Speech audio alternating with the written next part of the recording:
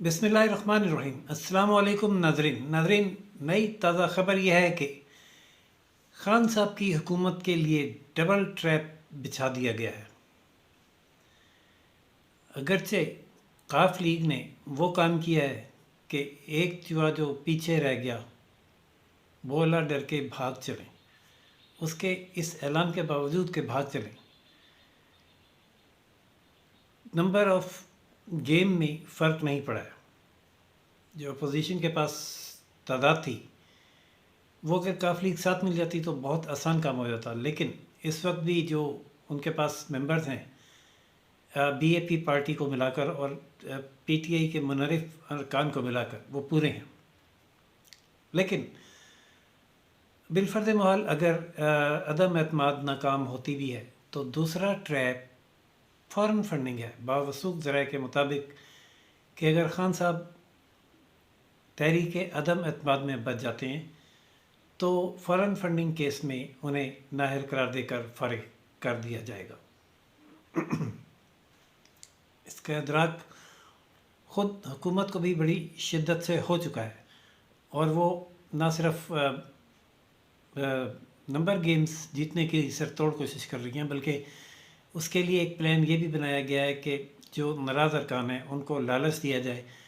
और उनको फ़ौरन टूर्स करवाए जाए। और इस महीने 50 अरकान को मुख्तलिफ़ ममालिक के टूर करवाने के लिए प्रोग्राम तरतीब दे दिया गया है। देखते हैं कि ये हर बार किस हद तक मौसर और कारगर होता है। माजी में एक मिसाल छांगा मांगा की थी, तो अब ये छांगा मांगा से आगे तरक्की करके गैर मुल्की दौरों का रुख इख्तियार कर गया है। इसको जदीद छांगा मांगा भी कह सकते हैं। लेकिन नाज़रीन, जैसा कि मैंने बताया कि अगर तहरीक अदम एतमाद नाकाम होती भी है तो फ़ौरन फंडिंग केस इतना मजबूत और बिल्कुल तैयार खड़ा है कि ख़ुद अब स्टेट बैंक ऑफ पाकिस्तान की जो रिपोर्ट्स आ गई हैं मुसद्दक़ा रिपोर्ट स्क्रूटनी कमेटी के पास, वो ये हैं कि ममनुआ ममालिक और ममनुआ ममालिक के लोगों से जो चंदा लिया गया शौकत खानम के नाम पर, वो पॉलिटिकल पार्टी के को बनाने और उसको चलाने के लिए भी इस्तेमाल हुआ। और ये बयान ख़ुद उन लोगों ने दिया जिन्होंने चंदा दिया। उन्होंने कहा कि हमने पार्टी को चंदा नहीं दिया था, हमसे शौकत खानम के लिए चंदा लिया गया। जबकि ऐसे ममालिक से और ऐसे लोगों से पीटीआई के लिए बराह रास्त चंदे भी लिए गए। इसके बारे में अगरचे खान साहब का कहना यह है कि जो वहाँ पे उनके एजेंट हैं उन्होंने चंदे लिए और जमा कराया जिसका उन्हें इल्म नहीं है, लेकिन उनका ये जवाज़ काबिल कबूल नहीं होगा कानून की नज़र में, क्योंकि उन्होंने जो अकाउंट्स खोले हैं उन पर उनके दस्तखत मौजूद हैं और वो अकाउंट्स कम नहीं, दर्जनों हैं जिनमें फ़ॉरेन फंडिंग आई।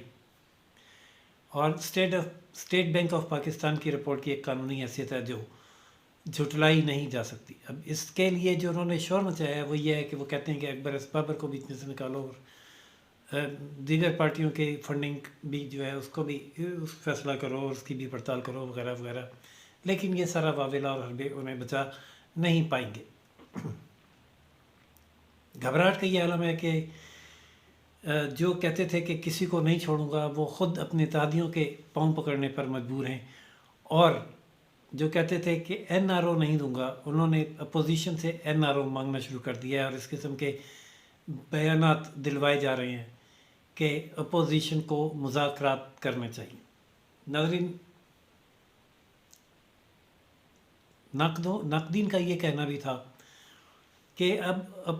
हुकूमत एक नया चूरन बेचेगी और वो चूरन होगा कि अपनी नाअहली ये तो नहीं अब तस्लीम करेगी ना कि नाअहली की वजह से हुकूमत चलेगी। अपोजिशन तो यही दावा करेगी कि एक नाअहल हुकूमत थी जिसने मईशत तबाह कर दी और महंगाई आसमान पर पहुंचा दी और सारे अदारे जो हैं वो नाकारा कर दिए, जिसकी वजह से उसको भेजना ज़रूरी था। लेकिन उसके काउंटर में जो तोड़ में जो बयानिया बनाया गया है वो ये है कि तमाम गैर मुल्की क़ुव्वतें जिनमें इंडिया, इसराइल और अमेरिका शामिल है, उन्होंने खान साहब की हुकूमत के ख़िलाफ़ साजिश की है जिसके एजेंडे पर अपोजिशन में चलते हुए उन्हें کام نہیں کرنے دیا. اب جب کہ معیشت سنبھل گئی تھی اور ملک ترقی کی طرف جا رہا تھا تو ان کی حکومت کو سبوٹیج کر دیا گیا. ناظرین، لیکن یہ وہ پروپیگنڈا ہے کہ جس کو کوئی تسلیم کرنے پر آمادہ نہیں ہوا، کیونکہ جب سی پیک اپنے عروج پر تھا تو تب آپ نے دھرنے بھی دیے، چائنی صدر کے دورے کو تاخیر کا شکار بھی کیا، اور اسی شرط پر آپ حکومت میں آئے کہ آپ سی پیک وائنڈ اپ کر دیں گے. لیکن پریشر اتنا تھا اور سورن گارنٹیز ایسی تھیں کہ آپ مکمل طور پر وائنڈ اپ تو نہیں کر سکے، لیکن آپ نے اس کو سلو ڈاؤن اتنا کر دیا کہ 3.5 سال میں اس پر انچ بہ انچ شاید چند انچ ہی کام ہو سکا ہو، اور جہاں تیزی سے کام ہونے جا رہا تھا ڈیم میں، وہاں 10 انجینئر ایک بلاسٹ میں اڑا کر چائنا کو بری طرح سے ناراض کیا گیا. اور پھر جب آپ نے دیکھا کہ اب اپوزیشن تیز ہے اور نااہلی کا وہ عالم ہے کہ معاملات نہیں سنبھل رہے، تو آپ نے یہ بیانیہ بنانے کے لیے کہ امریکہ آپ سے ناراض ہے، آپ نے نہ صرف پہلے ایبسلیوٹلی ناٹ کا ڈرامہ رچایا، اور پھر آپ ایک غلط ٹائمنگ پر رشیا چلے گئے اس رشیا کے دورے کی وجہ سے، اور پھر اس کے حملے پر خاموشی اختیار کر کے آپ نے پورے امریکہ اور یورپ کو،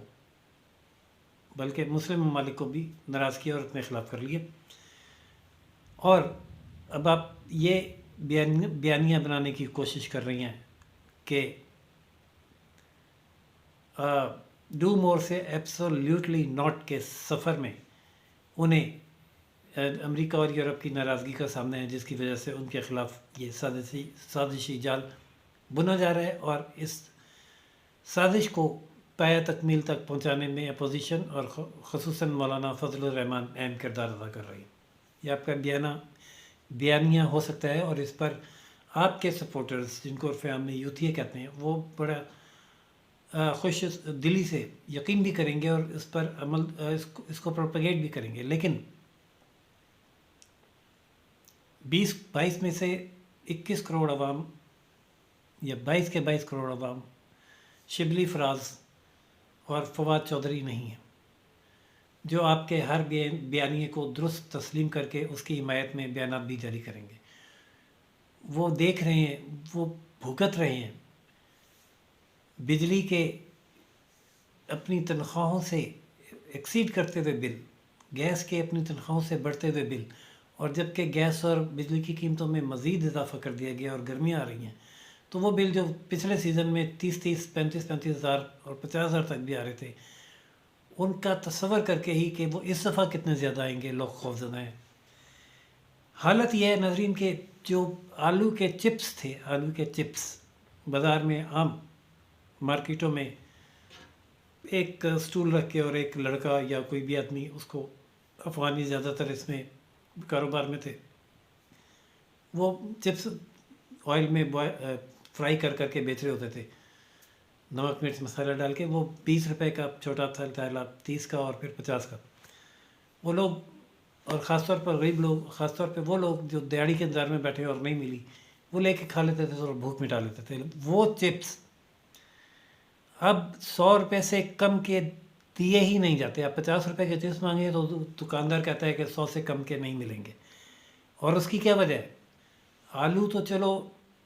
15 سے 30 روپے کلو ہو گئے ہوں گے، لیکن وہ آئل جو 150-170 روپے تھا، وہ 470 روپے پہ پہنچا ہوا ہے. وہ آئل استعمال ہوتا ہے وہ فرائی کرنے میں، اور اتنے مہنگے آئل میں چپس فرائی کرنے کے بعد وہ یقیناً 50 روپے میں بیچنا اس کے بارے میں نہیں آتا ہوگا. تو یعنی غریب آدمی اپنی بھوک مٹانے سے بھی رہ گیا، اور آپ کے ان بیانیوں سے غریب کی بھوک نہیں مٹ رہی. آپ کے ہیلتھ کارڈ پہ غریب کا علاج نہیں ہو رہا، کیونکہ ہر آدمی ڈائریکٹ ہاسپٹل میں داخل ہونے نہیں جاتا، بلکہ وہ او پی ڈی میں جاتا ہے، اور او پی ڈی میں سارا خرچہ اس کی جیب سے ہوتا ہے. اور اگر اسے کوئی ایسی بیماری ہے جس میں اس کا آپریشن ہونا ہے، تو اس کو 6 مہینے کے بعد کی تاریخ دی جاتی ہے، اور کہا جاتا ہے کہ اگر آن پیمنٹ کروانا ہے تو ہم ابھی کر دیں گے، اور اگر یہ اس کارڈ پہ کروانا ہے تو لائن لمبی ہے، انتظار کریں.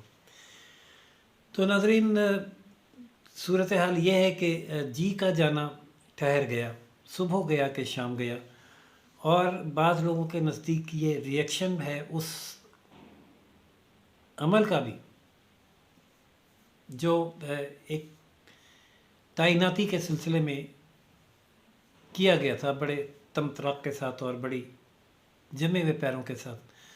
ایک ادارے کا چیف مقرر کرنا تھا، تو نام آنے پر شدید ناراضگی کا اظہار کرتے ہوئے نام واپس کر کے یہ کہا گیا کہ 3 نام بھیجے جائیں،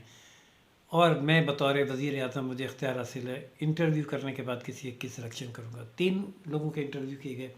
سلیکشن اگرچہ انہی کی گئی جو نام آیا تھا، لیکن جب آپ نے انہیں یہ شو کیا کہ آپ بالکل آئین اور ضابطے کے مطابق چلیں گے، تو انہوں نے بھی پھر آپ کو آئین اور ضابطے پر چل کر دکھانے کا ایک چھوٹا سا مظاہرہ کرتے ہوئے یہ اعلان کیا کہ ہم آئین اور قانون کے مطابق غیر جانبدار رہیں گے، اور ان کی یہ غیر جانبداری اب آپ کو بڑی مہنگی پڑنے جا رہی ہے، کیونکہ آپ تو آئے ہی ان کے سر پر تھے۔ آپ کو تو الزام یہ ہے، سچ یا جھوٹ وہ تو کسی تحقیق کے نتیجے نہیں سامنے آ سکتا ہے، لیکن اپوزیشن کا بیانیہ یہ ہے کہ آپ ان کے جانبداری کی وجہ سے سلیکٹ ہو کر آئے تھے، اور اس سلیکٹڈ حکومت کو اب اسٹیبلشمنٹ کی غیر جانبداری کا فائدہ اٹھاتے ہوئے اپوزیشن اپنے گھر بیچنے پر آمادہ ہے اور اس کے لیے تیاری مکمل ہے۔ کل یعنی پیر کے روز مسلم لیگ نون نے اسلام آباد میں اپنے تمام MNAs کا اجلاس طلب کر لیا ہے، اور یہ چک شہزاد میں مسلم لیگ کے